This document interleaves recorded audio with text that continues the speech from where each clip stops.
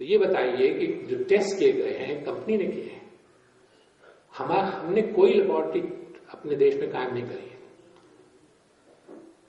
When many years ago, just after the BT cotton, we came to know that BT cotton was being tried in the country. I mentioned this to the director of CSIR, Ramesh Mashalkar, very good friend of mine, and the Director General of ICR, Raj Paroda, together.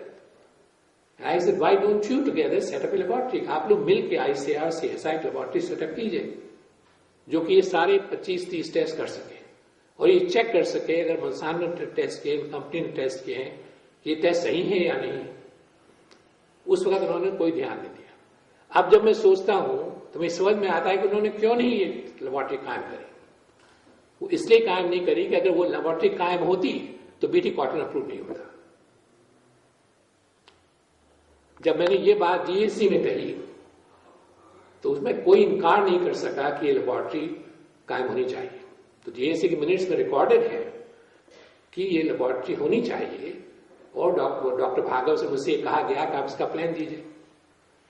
If I may be modest, I have experience of setting up institutions, both in the public sector and private sector. I've been the chairman of several companies. I've been advisor to many. I set up the Sun Pharma Advanced Center in Baroda, which made the company from 9 crore to 5,000 crore company. I've set up infertility centers. And I set up the CCMB. I know how to set up institutions, if I may be modest. Within 7 days, I gave them an entire blueprint with how much staff, what your turnover will be, financial analysis, professionally done, of setting up this laboratory. That was almost a year ago. GSC doesn't want to set up the laboratory, it's put in a spin. It is within the rights of the Ministry of Environment and Forest to set up this laboratory. Why do they have to refer it to 1,000 ministries, not other ministries? Put in a spin by referring it to X, Y, Z, those who have no interest in it. If you think the laboratory should be set up, why don't you set up a laboratory? Why do you have to refer it and ask for opinion? And ask for opinion of those people who will say, don't set up this laboratory because if they set up the laboratory, then these GM crops will not be approved. This is the way GSA has been functioning. Then, now please forgive me for this technical matter. In BT brinjal, they have used, in addition to kanamycin resistant gene, an AAD gene, which is streptomycin resistant. I still haven't got an answer. Why did they have to use an AAD gene? I'd like Dr. Kapoor to answer that if he can. Why did they use it? The streptomycin gene, AAD gene, has not been shown to be totally harmless. Why did they have to use that gene? And how did RCGM permit that? I do not understand. Then the entire question of center of origin in the Cartagena Protocol, in the international covenants to which a reference has been made, because there are really no internationally accepted rules for GM crops, as I'll come to that in a moment.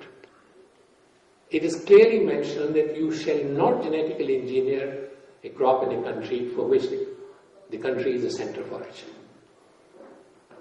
And India is the center of origin for brinjal. Therefore, there should be the last crop to be genetically engineered or GM brinjal permitted in India. Then,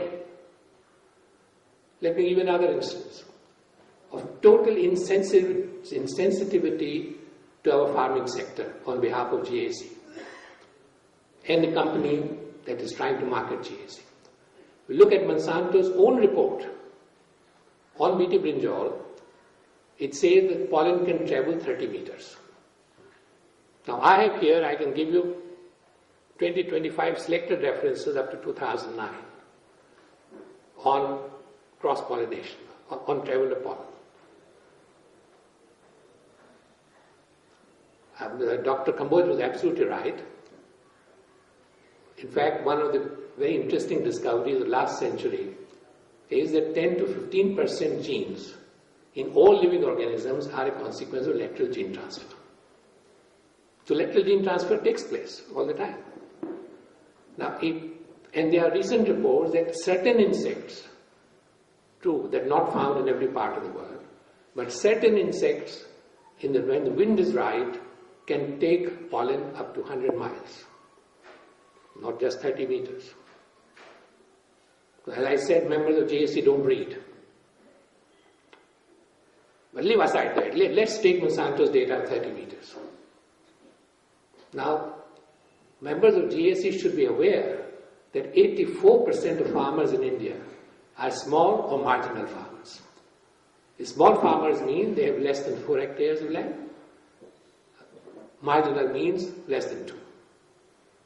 Now, I'd like you to calculate that if 30 meters what Monsanto says, for safety, any farmer, if it accepts it, will put in 60 meters. We put in 60 meters, leave that area. How much is left? All brinjal farming is small farmers. Correct me if I'm wrong. Almost all brinjal farming is done by small farmers. How much land is left for them? If there's an adjoining BT brinjal farm. Then, when I talked about lateral gene transfer in GAC, I was shocked that people say, but you don't really have any interspecies transfer. Nobody had heard of transduction in bacteria, for which a Nobel Prize was given to my friend Joshua Lederberg. Incidentally, to establish my credibility, I watched the modern biological revolution from very close quarters, and more than 25 of my friends have won Nobel Prizes. And CCMB, the institute that I have set up, has been host to about 35 Nobel Prize winners, including those who won the Nobel Prize last year and the year before last. Then, we have no laws to guard the interests of organic farmers. If there's an organic farm next door, it gets contaminated, who pays for it? Where are the laws? We should have laws, just as we should have laws to take care of those who are planting unapproved GM crops. We need laws to take care of those who will be affected by this adversely. We don't have these laws. And when inadequate laws means that we shouldn't be doing that. We have no laws of labeling. I have a right to know what I am eating. It is not in the Constitution of India as a fundamental right, but I dare say that any jurist will say it is as good as a fundamental right to know what I am being fed. And that is why we have a law which requires labeling of all processed food.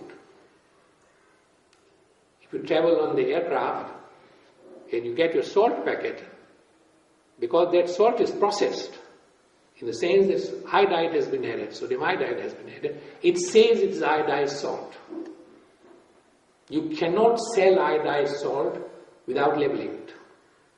Even though the law in the country is that all salt which is sold must be iodized.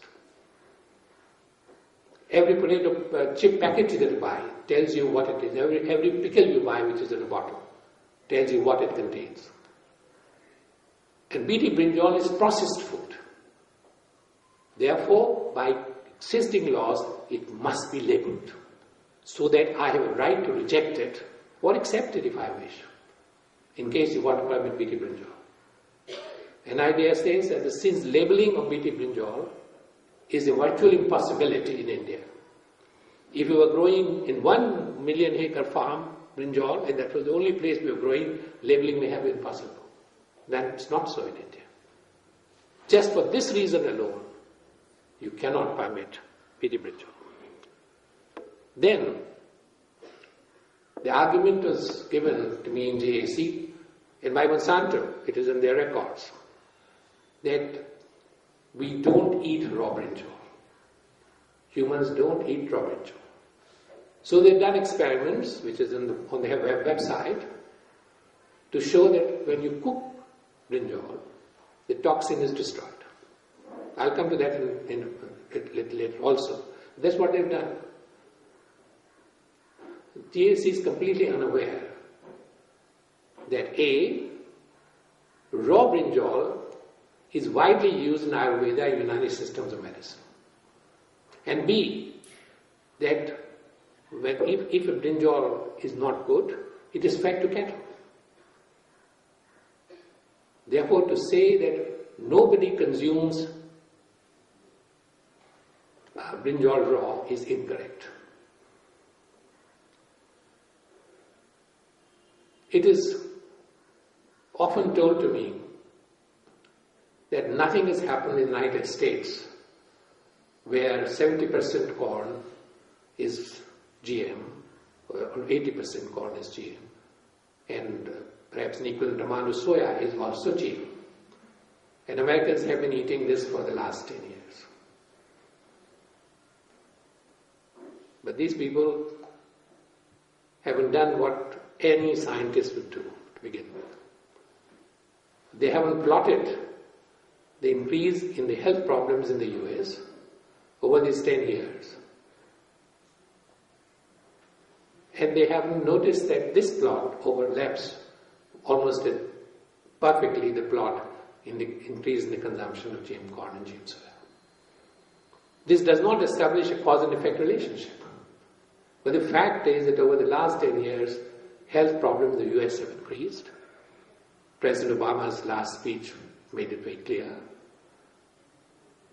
And they parallel the increase in the consumption of GM corn and GM soya.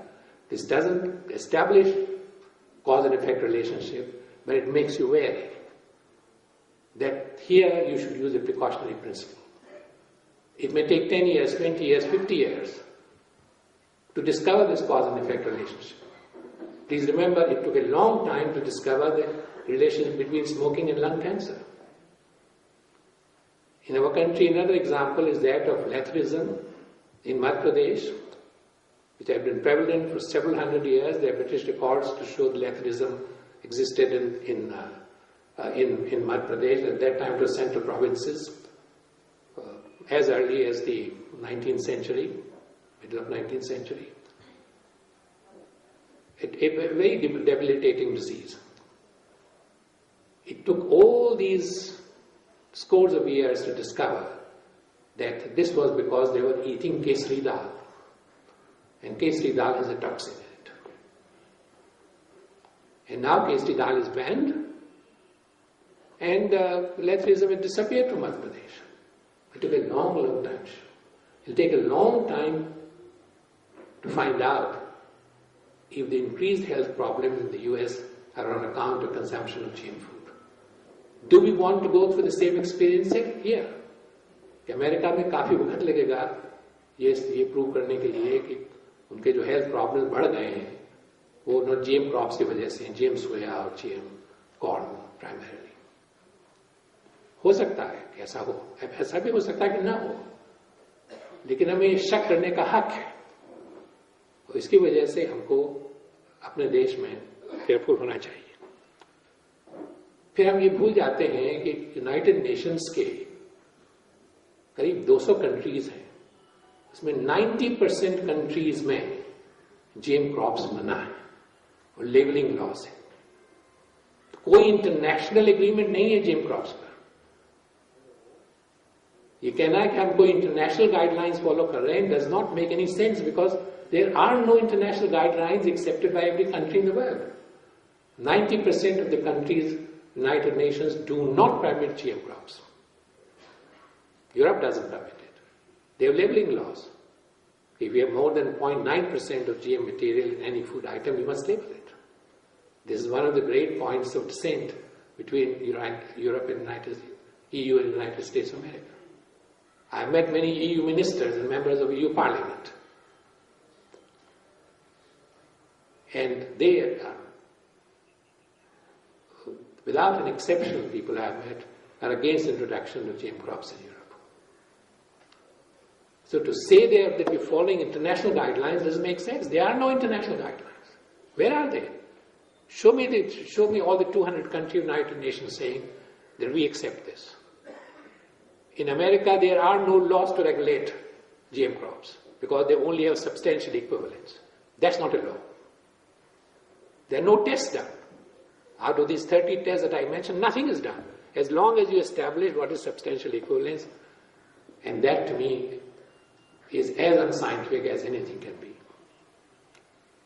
Why go to the United States in our country? Why go to Europe? Because in Europe, Austria, Germany, Switzerland, Greece, even a small state in Australia like Tasmania, have clearly banned. In addition to the overall ban by EU, these countries have specifically banned GM crops.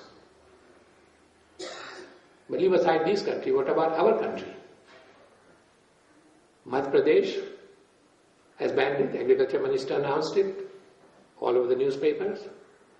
Kerala has banned it, the Finance Minister announced it. I was present at these meetings.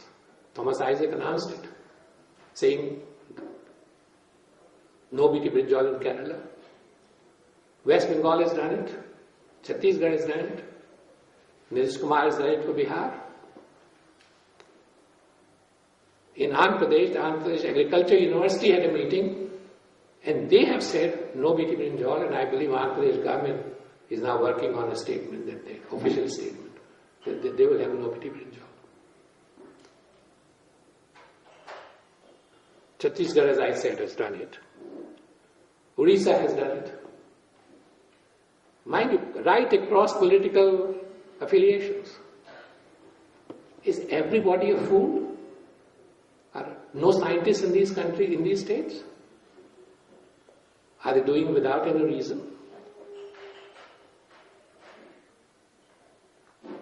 Then Monsanto's data, the data on the basis of which Monsanto asked for permission for open release of BT brinjal.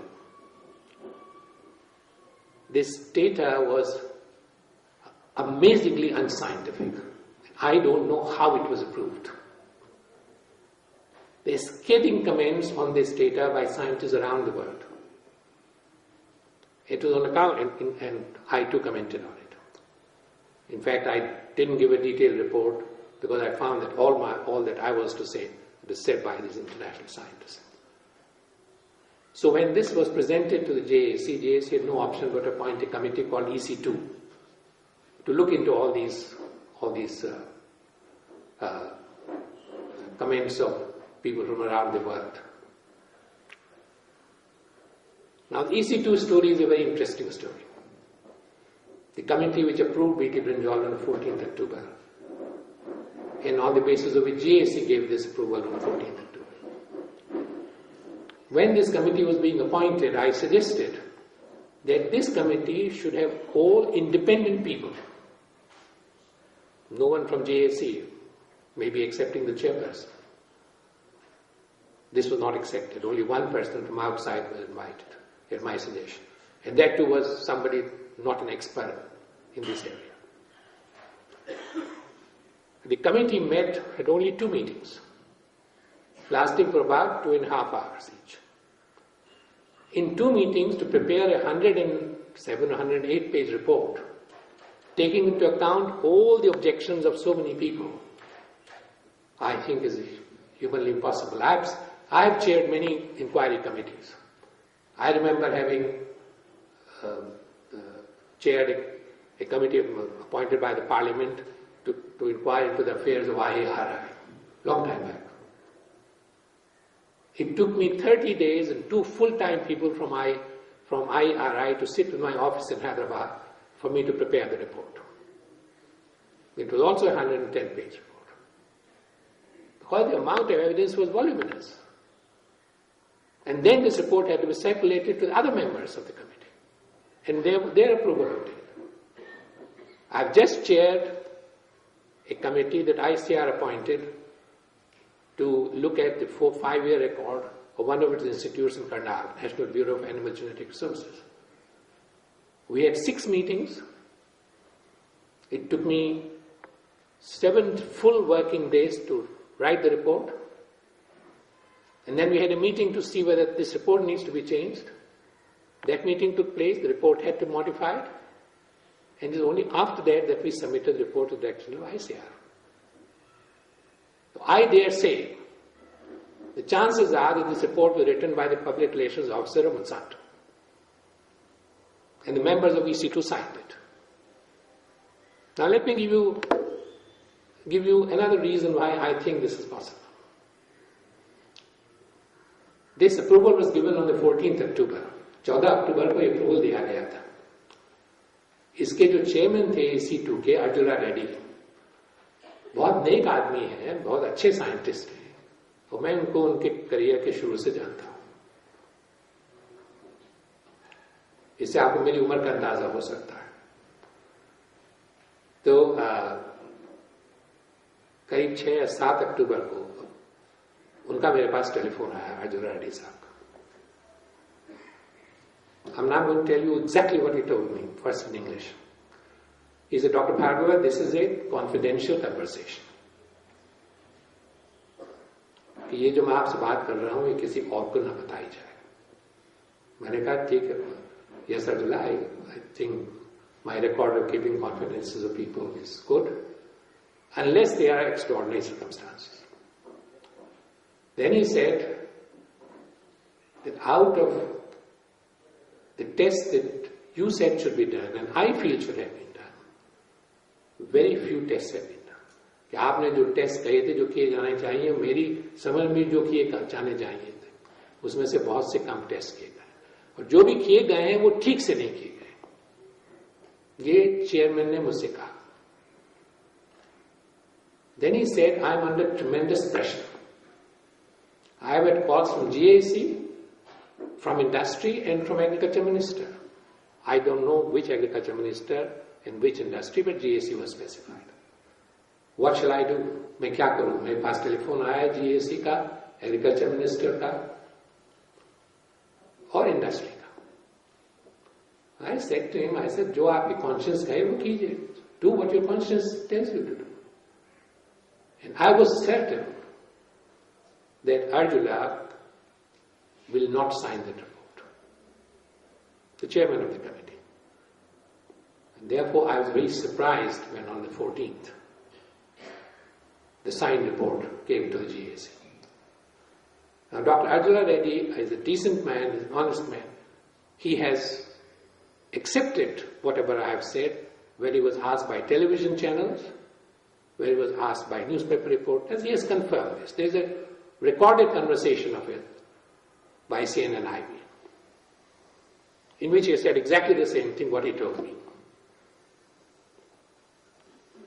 But I'm sure that now probably his mouth has been shut. I hope he'll open his mouth again. What does this tell you? इससे आपको क्या लगता है? ये बात नहीं. ये 14 तारीख को मीटिंग थी, 14 अक्टूबर को, जिसमें अप्रूवल दिया गया है. ये 100 से ऊपर का पेजेस की रिपोर्ट है. ये मेरे ऑफिस में, ये 14 अक्टूबर वेडनेसडे था, बुधवार था. मेरे ऑफिस में ये रिपोर्ट फ्राइडे इवनिंग को पहुंची. उनको ये अच्छी तरह से मालूम है जीएसी को, मेरा ऑफिस सैटरडे संडे को काम नहीं करता है. उनको ये भी अच्छी तरह से मालूम था कि मैं मंडे से पहले इस रिपोर्ट को नहीं देख सकता. वो जो मंडे था 12 अक्टूबर, वो मेरे लिए बहुत बिजी डे था, क्योंकि मेरे पास और भी बहुत रिस्पॉन्सिबिलिटीज है. 12 अक्टूबर की रात को, या समझिए 13 अक्टूबर की सुबह 2 बजे मैंने इस रिपोर्ट को देखा है, सोने से पहले रात को. Now I have some experience, so I've been editor of major international journals, and we are trained to look at something, turn the pages and see if there are major faults. When I turned over the pages of the report, I saw inconsistencies in the report, absurdities, and even evidence of supporting manipulated data. So at the GAC meeting, I said, give us 1 month to look at this report and send this report of EC2 to all those people whose comments have been answered or attempted to be answered in this report. Send it to them. If you waited for so long, wait for 1 more month. This was not agreed to. But they did it all in a rush. This is not the way that any decent, responsible committee will operate. Of course, when I saw later the report, I spent a couple of days, and I've given my reply to it. Anybody who wants to look at it can look at it. I've got copies of it, at least one copy. And as I said, that my suspicion was confirmed. There are inconsistencies, there's attempt to deceive you, there are scientific absurdities in the report. Now let me give you examples. मैंने आपको बताया कि उन्होंने कहा कि brinjal को खाता नहीं है कच्चा, और जब उसको पकाते हैं तो जो बीटी टॉक्सिन है वो उसमें से चली जाती है। मैं आपसे अर्ज करूंगा, आप उनका डेटा देखिए, प्राइमरी डेटा जो है उनकी वेबसाइट पर, और ये मैंने जीएसी को पॉइंट आउट किया था, साल भर हो गया, वो डेटा ऐसा है। Table 1, BT brinjal uncooked positive for BT, समझ आ गया? टेबल 1 में बीटी ब्रिंजॉल बिना पकाया हुआ BT toxin positive. BT brinjal cooked 10 minutes, कई तरीके हैं, उसमें टॉक्सिन नहीं है, कुकिंग के बाद टॉक्सिन खत्म हो जाएगा। ये उन्होंने नहीं बताया कि किस तरीके से उन्होंने इसको एस्टिमेट किया है, उसकी सेंसिटिविटी क्या है। अगर सेंसिटिविटी हमको नहीं मालूम है तो इसकी कोई वैल्यू नहीं है एस्टिमेशन की। अच्छा, उसको छोड़ दीजिए बात। टेबल 2 में non BT brinjal, ordinary brinjal uncooked positive for toxin, ये कहां से आ गया? तो नहीं हो सकता पॉजिटिव फॉर टॉक्सिन। जब कोई डेटा कुकअप करता है, मैं आपको बताया कि मैं एडिटर रह चुका हूं जर्नल्स का, हम लोग ये सीखते हैं किस तरह से कुक डेटा को देखा जाए। कुक डेटा मतलब डेटा को मैनिपुलेट किया गया है। We are taught to do that. I am just giving you one example, there many other examples that I think they've never done an experiment. You see, a perfect crime has never been committed. There's a principle of crime detection. A perfect crime कभी commit नहीं हुआ है. And we know as scientists, nobody has ever successfully cooked up all the data. No way. You can always leave a trace when you cook up data. And that's the job of a good scientist, of an editor, to find out. So I give you many other examples. Then let me give you another example. EC2 report talks about alkaloids. We now talked about BT brinjol not being given to pregnant women because there are alkaloids in it, solamargine, and they are toxic. Accepting that the level at which they are found in BT brinjol, they are okay. They're not toxic. There is a level.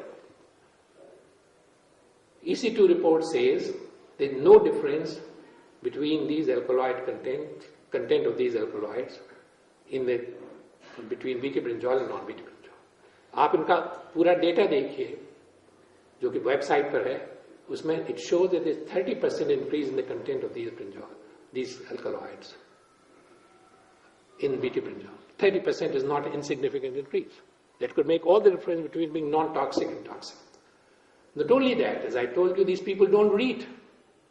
Recent literature shows there are 2 minor alkaloids in brinjol, which are far more toxic.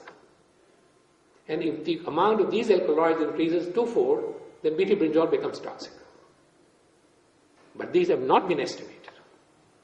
I can give you the references by work done by Robert Cox, very distinguished scientist, published in 2008. But GSA members don't read. The gene that they have used is not Cry1AC. It's a chimeric gene. Half of it is synthetic, half of it is natural. Not only that, it says in the EC2 report that the difference is only of 1 amino acid. But it says it's only 99.4% similar. If there are more than 1100 amino acids, it means there should be a difference of 6 amino acids. उनको सीधी arithmetic भी नहीं आती है. The 2 statements cannot be right.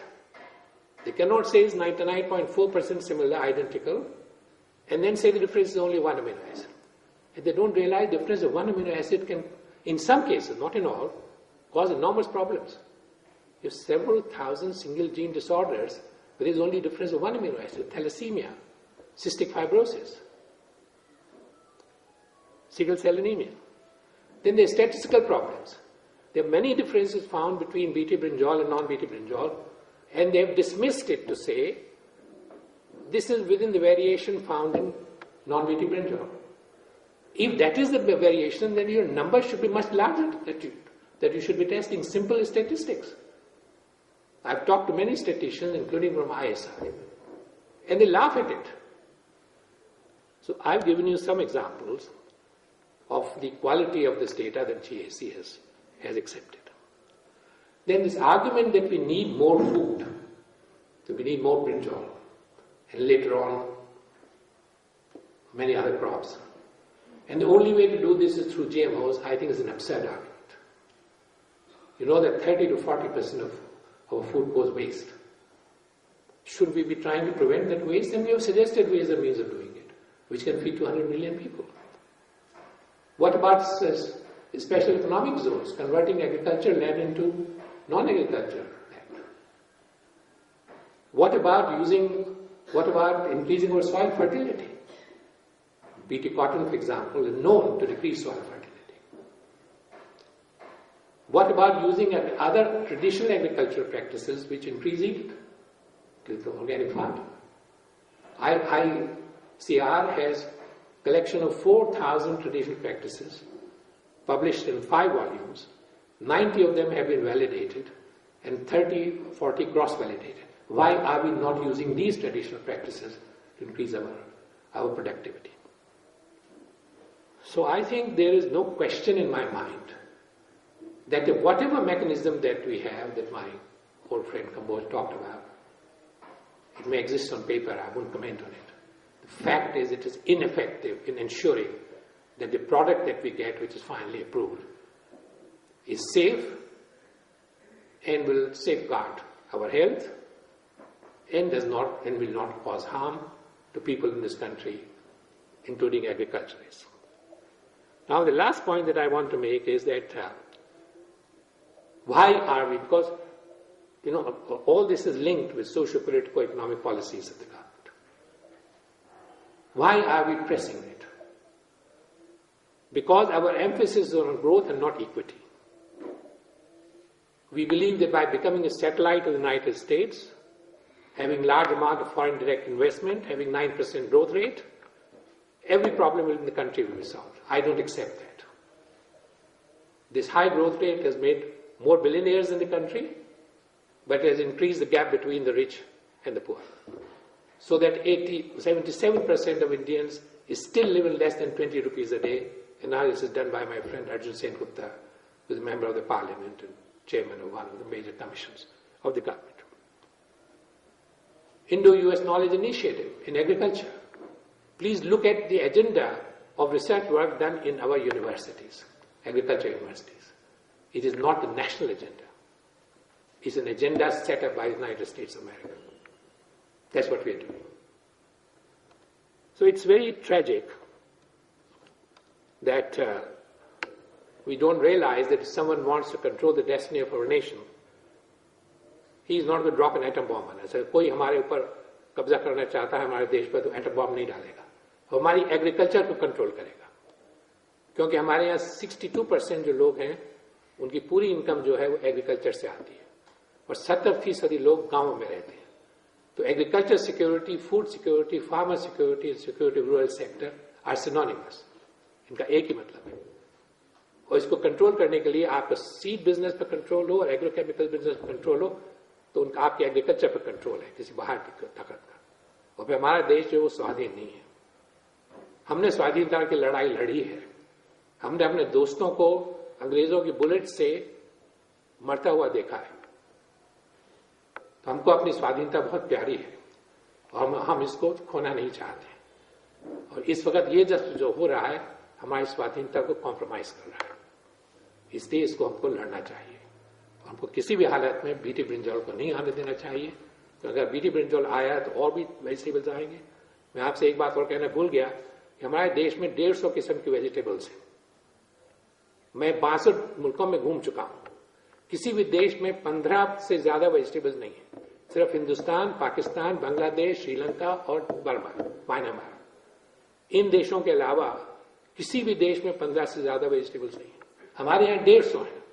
उसमें बहुत सी ऐसी vegetables हैं जैसे करेला है, ड्रम स्टिक है, जिसके कि बहुत फायदे होते हैं हेल्थ की नजर से। हमने जब मैं वाइस चेयरमैन था, नेशनल नॉलेज कमीशन था, तो we looked at the possibility of how can we use our traditional practices and assets to generate revenue in an ethical way. हमने ये कंक्लूड किया कि हम अगर कोशिश करें तो 10 साल में, 15 साल में दुनिया का 80% वेजिटेबल मार्केट हम पूरा हमारे हिंदुस्तान के हाथ में आ सकता है। अगर 10% भी आया तो वो 1 लाख करोड़ हमको उससे मिल सकता है। ये सब डॉक्यूमेंटेड है। ये सारा आपका बंद हो जाएगा क्योंकि दुनिया में कोई बीटी वेजिटेबल आपसे नहीं खरीदेगा। तो आप देखते हैं उसका क्या असर होगा अगर आपने कोई भी बीटी वेजिटेबल को यहां पर आने दिया, कोई भी जीएम वेजिटेबल को आने दिया, ये सारा मार्केट हमारा बंद हो जाएगा। तो इससे हमारी हर किस्म पर, एग्रीकल्चर पर, हमारी इकोनॉमिक्स पर, हमारी सोशियोलॉजी पर सब पर असर होगा।